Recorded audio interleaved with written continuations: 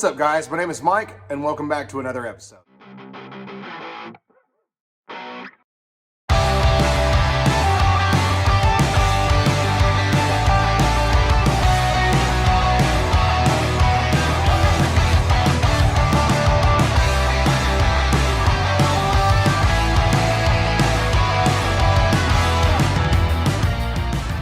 So as you can see by the fact that I'm A, wearing a hoodie, and B, messing with a motorcycle, then that leads you up to the assumption that I forgot to make an intro and outro for this video with the exhaust.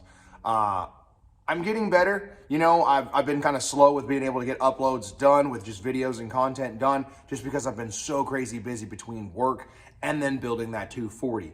I will give you guys an update on this thing here soon and the other one that I'm building, and then some really cool plans I've got in the future. Anyways, let's get to the episode, and I'll show you guys the exhaust system that I built on Tommy's 240. Whew. All right, so yesterday made some great progress. Super excited about that. Went and got my hair cut also, so maybe for once I won't be wearing a hat on screen. Normally, whenever my hair gets long, instead of going and just getting a haircut and solving that problem, I just throw a hat on. But I like wearing hats, so surprise, I'm actually not bald. So today, I'm going to go ahead and pick up where I left off. I'm going to get the car back up in the air, get Tommy's catback system back up underneath the car, grab the downpipe, the downpipes on the mid-pipe section that goes back and adapts. There's going to be a section that's not going to line up, so that's going to need to be modified. So I kind of want to just see where I'm at with the exhaust, go ahead and get that situated. I can go ahead and probably put the radiator and fan setup back in the car, so I'm going to do that today. Radiator, fan, let's see where else. Bear with me as I'm going through what I need to do with you guys. I do need to pull the old spark plugs out that I use just to keep the holes cleaned up, or to keep stuff from falling down in there.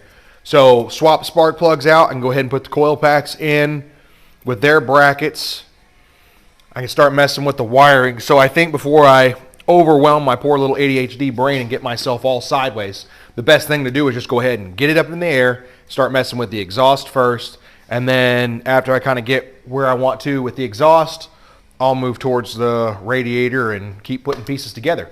The throttle body adapter should be here by the end of this week, and Tommy's going to come over and help me on Sunday because he just wants to kind of, tinker on the car. So we're going to have a free day. It is a 2-bolt flange on the 3-bolt flange up here. It's all been modified. So, as long as it lines up. If not, we'll have to do some custom fabrication work on some exhaust. We're going to be a little shy here. So what I'm looking at right here is the fact that we're into the floorboard right there, and we're still got a heavy gap like that. It's about 3/8 of an inch at the back of the flange, and it's touching here. So that's going to need to be just the whole thing extended up. So, and you can see obviously someone's cut and modified this. And you know what? This very well could have been, because this person said that this obviously came off an S13 that was swapped with an RB. And I don't remember where we got this exhaust from, but you do have to remember when you're doing this kind of stuff is motor mounts are different. So he could have had CX Racing or some other brand of motor mounts, and now that we have the ISRs, it puts the motor in just a slightly different location. So honestly, it may have sat a little lower, and if it did, then obviously this wouldn't be an issue. So that's just part of it. I mean, it's close, but we can modify it from there. So I'm going to go ahead and grab the catback and bring it up here and kind of see where we're at. All right, I can't take the chaos anymore. I'm trying not to smash my head in the car. I gotta clean up. I'm gonna go ahead and just kind of pick up this area and sweep. I got dirt daubers from knocking those off yesterday, and I've got chaos. And I'm tired of the chaos. So I'm gonna clean it real quick and I'll be right back. So much better. Holy cow, so much better. I'm happy about that. Don't know how much of a help this will be, but it might be just enough.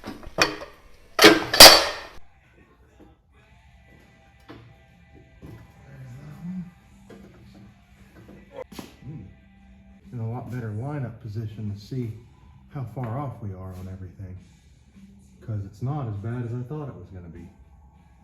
Obviously we got some modifications still up there, and we'll preface this, not the most beautiful welder. I mean, It ain't horrible, but it ain't beautiful. But I've got some stainless wire, so I'll do the best I can. And that's what I told him I was going to do, the best I could. So back at it on the exhaust, I went and got a couple of the new rubber isolators. They're hung up back here, and I'll show you here in a second. It kind of sits at a weird angle just the way these mounts were built. I've decided I'm probably going to eliminate this one here, and I'm going to eliminate this one here. This is an absolutely just crap design. I'm sorry, it's not good. Have it like that. You've got all this weight on this exhaust and it's trying to rotate over like this, which is, when I let this go, this thing just swings like that. So it's putting a lot of undue stress and pressure up here on the downpipe, which is going to translate into the turbo. The vibrations, that pressure, the slamming, the jolting, that's going to crack this exhaust system. I probably should go ahead and cut this whole resonator section out, this neck down section that he's got. Cut it out and go ahead and weld in that 3-inch piece that I just have laying around. And then I've got this little expansion here that I'm going to cut this section out of, just probably about 1.5 inches or so, and go ahead and extend the downpipe flange so that it drops down low enough, and then from there I'll just kind of eyeball and get my angles, tack it together. And I'm probably going to dig through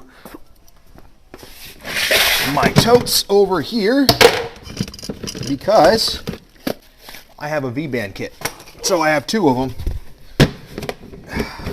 Just stashing extra stuff that I have. So I will probably go ahead and get rid of this stupid flange here. There's another one here, but it's not disturbed, so we'll leave it be. But at least right here, we can make it where the midsection and the rest of it comes out.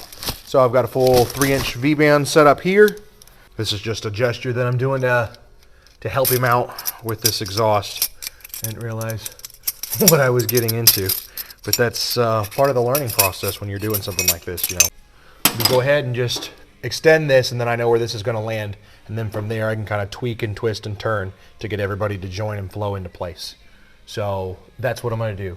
Go ahead and muscle all this stuff back out and then cut it and weld it up.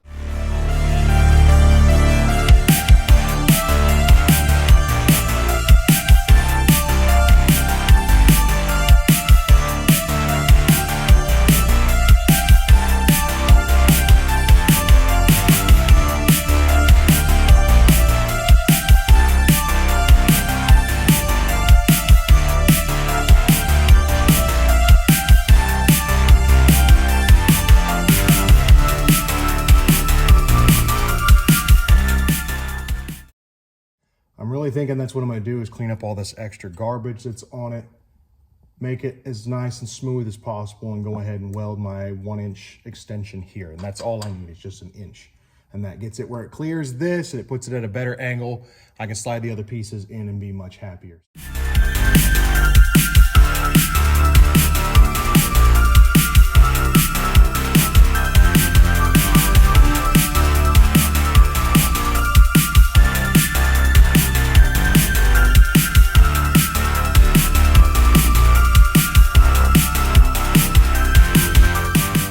Technical difficulties, folks.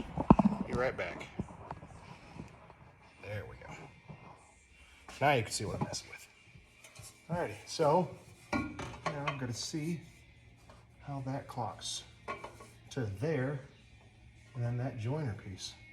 Boy, this is going to work out freaking amazing. Next up in this situation is what I'm going to do is to clock it so I know when I pull that flange down of where I want to weld it. So I'm going to grab my Sharpie, and you're going to make 2 reference lines so you know you got it exactly where you want it. So let's set that dude just like that.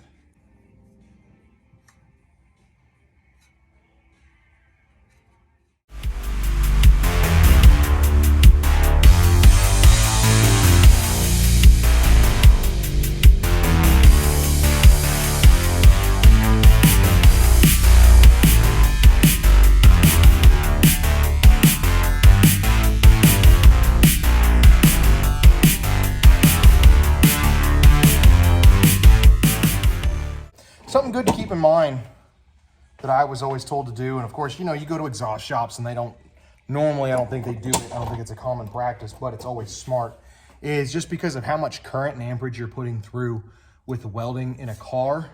When I'm working on, you know, welding exhaust on my car, I always disconnect the ECU. Just something smart, just in case you don't want to be putting that much amperage through the chassis, even though yes, it's grounded.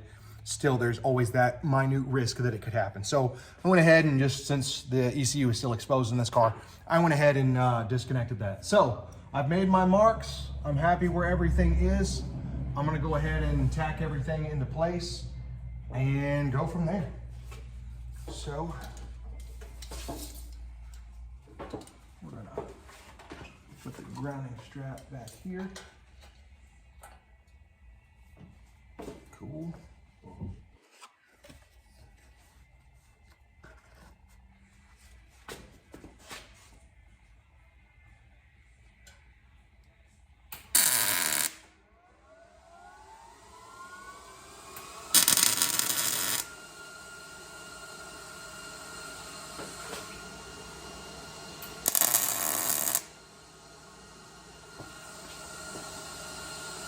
Okay, we're tacked there. Let's tack the V-band up.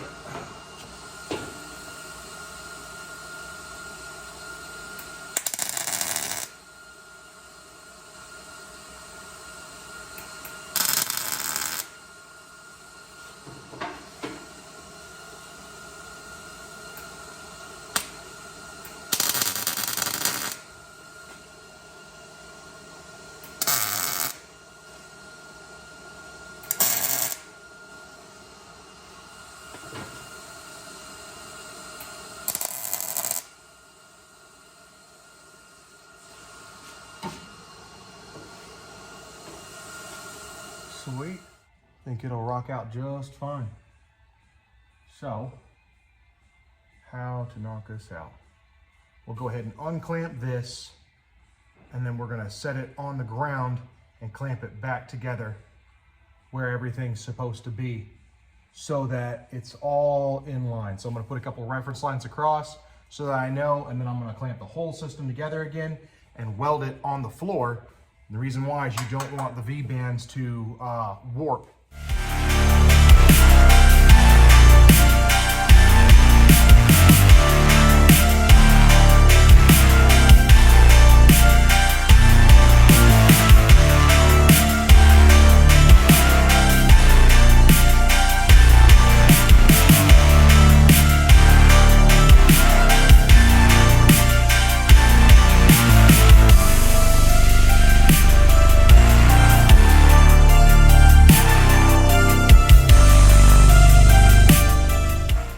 So, we're good to go. Yeah, all welded up. Doesn't look horrible. I'll show you the welds. These are some test passes I did on this piece a long time ago. But, I mean, I just did more of the pulsing method, trying not to A, warp it, and B, at least have a pretty decently consistent look to it. So, I mean, shoot, it'll work. Not horrible looking at all. I mean, I'm not going to put this in the Guinness Book of World Record for best looking MIG welds on an exhaust system, but for a, you know, an exhaust system on this car, just modified what he had to make it work, I'm happy with it. So now I'm going to let it cool down and throw it up in the car and see what it looks like. We have an exhaust system. You can see I'm wearing it on my face also, but I'm overall very happy with it. So I just got off the phone showing Tommy the progress. I'll go ahead and show you guys also. Nice and tucked up, not all slacky and stuff. It sits up a little higher than it did, so less chance of it dragging. Nice gap here. Got it as tucked as possible. Come up here. Welds didn't come out too bad. I'm happy. This was that joiner piece that I had laying around. V-bands in place. And then got a nice little gap here and up to the downpipe. So overall, it came out great. I'm super happy with it. I was able to get the angles that I need out of sliding those two together, and it rocks all the way back. So overall, an extremely productive day. The last couple days have been extremely productive. I'm gonna go ahead and try to get cleaned up for the day and go home because I'm starving, and it's been a hot minute since I've eaten. But There we go. Look, he's even got the Skyline license plate lean, and he doesn't even have a Skyline. Hilarious. Well, good progress for the day. See you guys later.